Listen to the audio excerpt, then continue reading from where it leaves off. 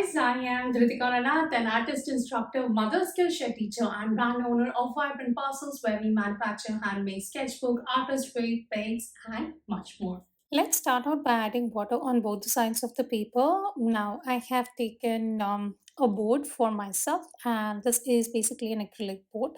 Once I do wet my paper on one of the sides, it would get attached to the board and the paper will stay wet for a longer period of time. Since it is a bigger size paper, 300 GSM arches, so I will need this paper to stay wet for a longer period. Otherwise, painting the clouds would be really difficult for me. Okay, once we have applied water, I will go with a mix of my ultramarine, royal blue, and some amount of phthalo blue to create a blue that looks more like a sky blue. Now, I don't have any particular sky blue in my mind while I created this, but it had to be lighter than the ultramarine and somewhere in between the phthalo and ultramarine.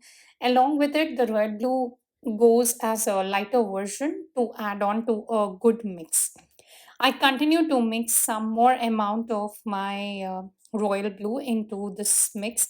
It is real time video, so you can follow along and paint with me.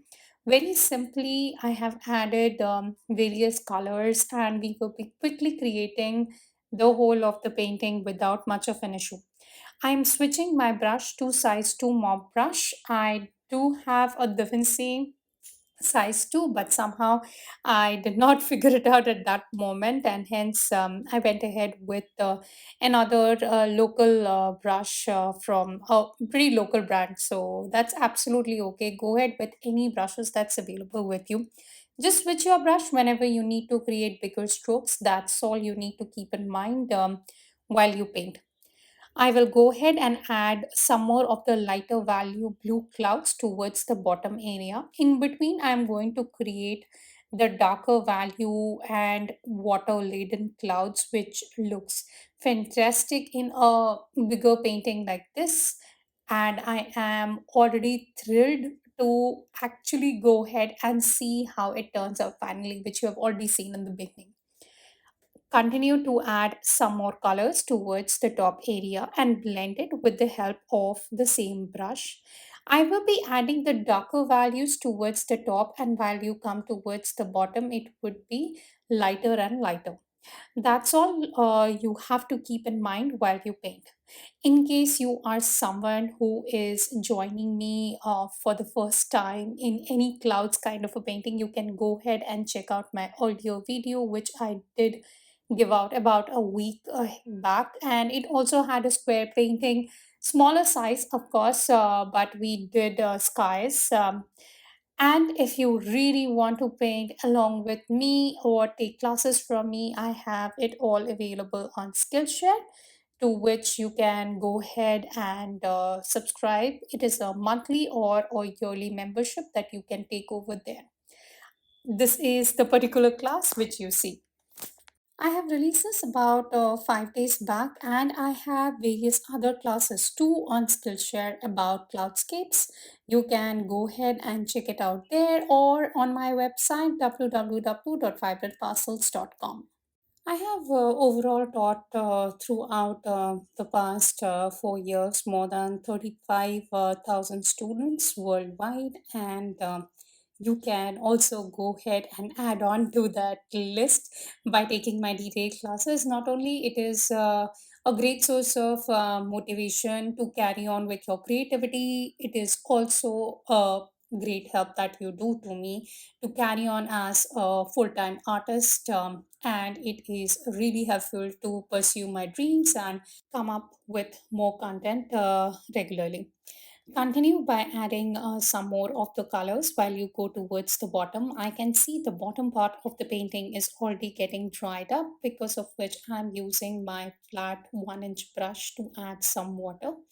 I would even add some of the clear water in the white spaces, mixing my yellow ochre with some amount of ultramarine, and I will also use my burnt sienna. Ultramarine has a quality of having some amount of granulation in itself, and that particular granulation looks amazing when you are working through any kind of clouds I always love it, and that way I think it really gives the kind of texture which the cloud needs on a watercolor paper. But you can also avoid going ahead with this color. You can check out cobalt blue or any other blue of your choice. Do not go ahead with phthalo blue, it will give you a dirty green mix, which we really don't want in this painting. I have switched my brush again to size 2, and I will continue to blend few of the areas. I have a small round brush which you will see in future, and that is from the brand Raphael. I use it for blending my colors, or you can say shifting my pigments in few of the areas wherever I think it is needed. I initially go ahead with a gray dirty mix, and this gray dirty mix, of course, is created with all the colors that I have on the palette, mostly the colors which I have mentioned. Though you can have a really light gray mix that is already available for you, and that way you may not play more with the colors, but I love to play with colors. I would be adding some more amount of my yellow ochre, and will continue to play with a lot of these colors while I paint the darker values of the cloud.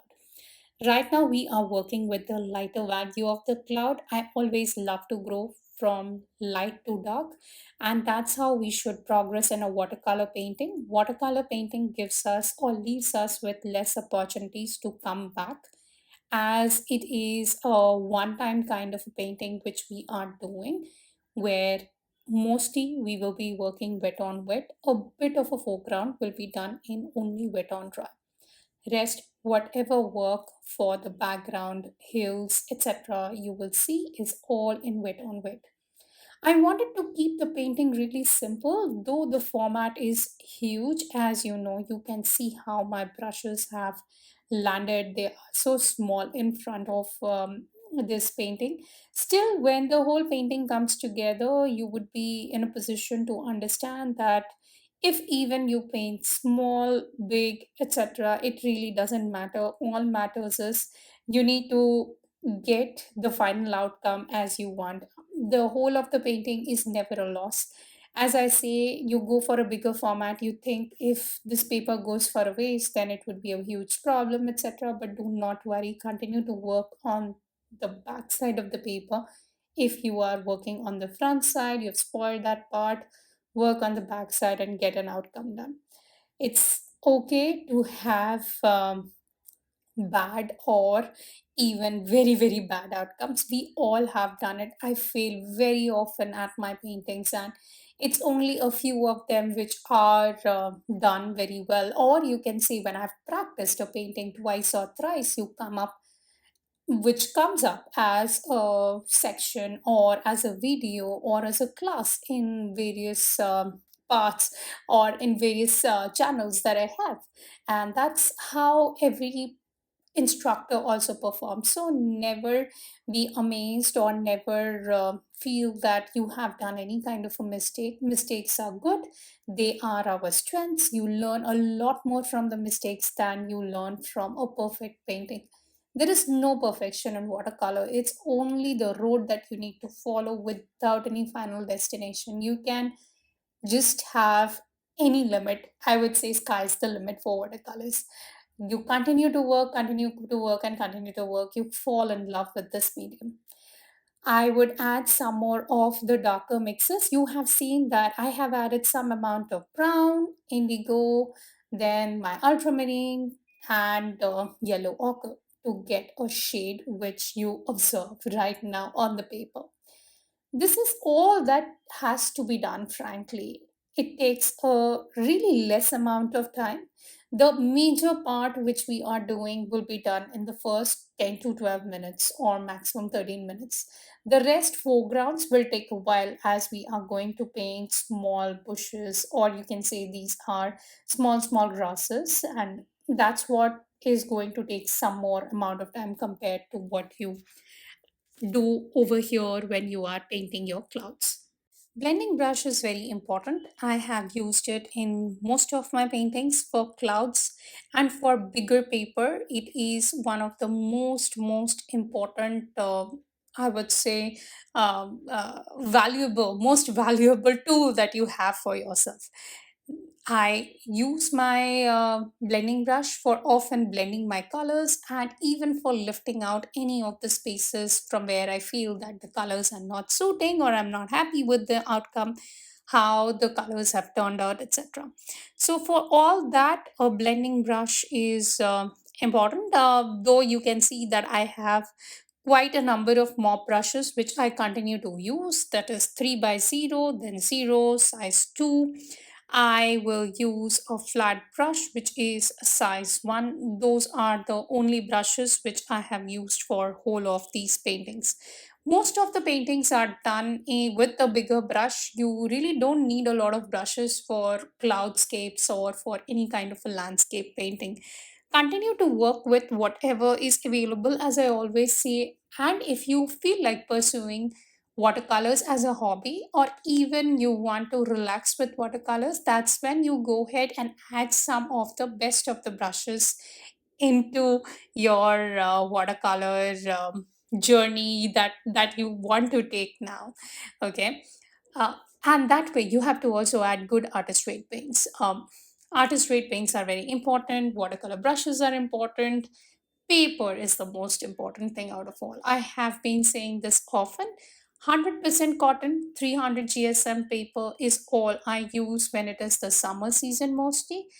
And during the winter season, I love to keep it as 185 GSM because my paper does stay wet for a longer period of time, and the time that I have in my hand is good enough to continue painting on a 185 GSM paper. It is cheaper paper compared to 300 GSM paper, and hence I do use it more often for most of my experiments, or even for giving classes during the winter season, or when there is good amount of humidity in the air, rather than going ahead with my full 300 GSM. I'm using my permanent yellow deep and my Naples yellow. Oh, sorry, it's permanent yellow light and my Naples yellow that I would mix for the foreground. For the background, here you can see I continue to add layering kind of technique. The layering kind of technique is also done in one single layer. The whole painting is done in one single layer. We are not having a lot of layers that we have to add on, which is the best part about the painting. You don't need to worry, continue to paint, and within 15 to 20 minutes, you are frankly done with the whole of the exercise. I will add some more darker values for my hills as I want them to become a bit more darker compared to the foregrounds, which I want to keep more lighter and yellowish in shade, as the grasses would be more deeper in value, and that's what will come up as we progress. You continue to mix some amount of indigo for creating the darker values, and add the lightest value with the help of your permanent yellow light and some amount of your Naples yellow. Both the colors look amazing when you have to create the beautiful yellow of any kind of fields which are dry, or you have wheat fields which are completely ripe. All those things you want to show off, these two shades are great.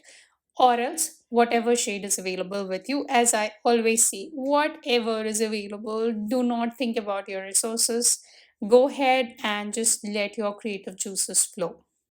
Adding some smaller details like some dots with the help of your brush. This is just using the tip of your brush to add these smaller dots. Along with it, I would say that you can even stop your painting at this stage. You may not go ahead and add the foreground. You may keep it absolutely simple the way it is right now.